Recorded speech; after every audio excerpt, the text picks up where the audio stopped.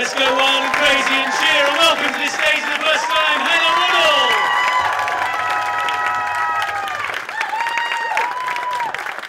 Hello everybody! Right, give me a second. I'm going to do what I was told to do. I'm going to walk this way with that. Close my eyes, take a breath. Okay. Hello everybody, I'm Hannah Woodall, I'm from Norwich, and I am a librarian! Yeah, so forgive me if I tell you to shush, but if you think that people are quiet in libraries, then you haven't been to a library for a very long time. Libraries are not quiet places anymore, certainly not when I'm there. I do a lot of the stuff in the children's library, so I deliver these sessions like story times and song times, and one thing I'm really grateful for tonight is the likelihood of anyone pooing themselves is slim. So that's a good start. It's all to play for though. I do love my job. I like to have a bit of a laugh while I'm doing it. So a lady recently returned a book back about bark, and I said, thank you for bringing it bark. A chap came in, he needed a book about wood carving, and I said, I'm going to have to whittle down the search. Guy came in, asked if we had a book about tortoises. I said, hardback? He said, yes, with a little head. Sorry, I'm so sorry. Okay, so I've been doing the job for nearly 20 years, and one of the things I've managed to perfect is my Dewey Decimal trick. Okay, so if you're not familiar with the Dewey Decimal System, where have you been? Basically, it's a 3-digit code that will refer to a subject in the library of any of the non-fiction books. So there are 3 digits, and it will basically tell you where you'll find that book in the library, and I've managed to memorise it. It's one of my skills. So I'm going to play a little game with you now. Just a couple of people. You, sir, give me a 3-digit number.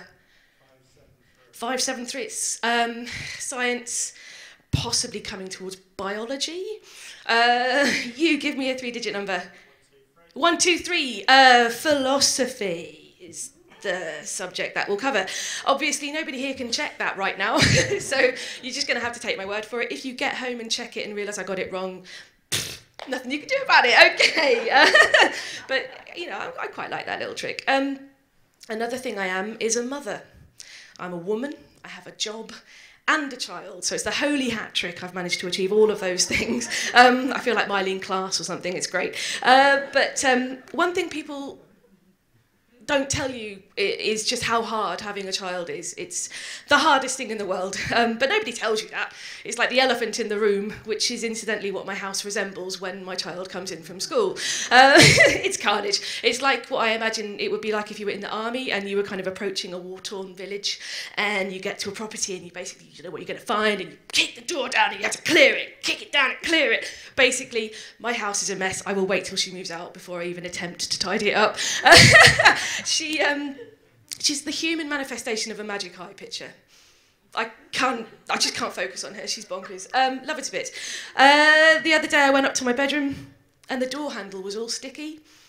And I was like, babe, why is the door handle all sticky? She'd sprayed it with Vimto. Because of course she had. My house is kind of held together by 3 things. Gaffer tape, that holds a lot of my house together. Weetabix, that shit is strong. My bricks and mortar are kind of held up with a lot of Weetabix. And existential dread is what kind of holds the foundations of my house together. But you don't find that in B&Q, funnily enough. I love my mum to bits, and I think I make her proud. I do have a memory, though, of reading about Dawn French. And when she was growing up, her dad would say, you're amazing, you're going to be a success, you're beautiful, you're going to be a star. And I said to my mum, Mum, why did you never say those things to me?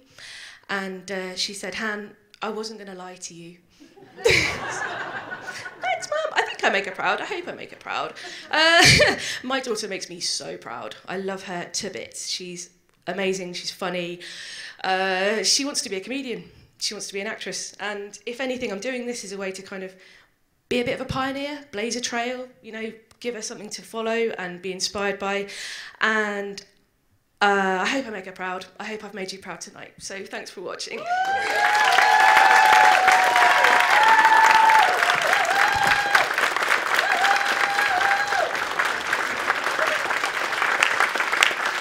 Will you please put your hands together? Welcome all the stand-ups. You've seen this evening back down on the stage for one last time this evening. Here they are. We've got all of them with the range of lovely t-shirts. Good cheer.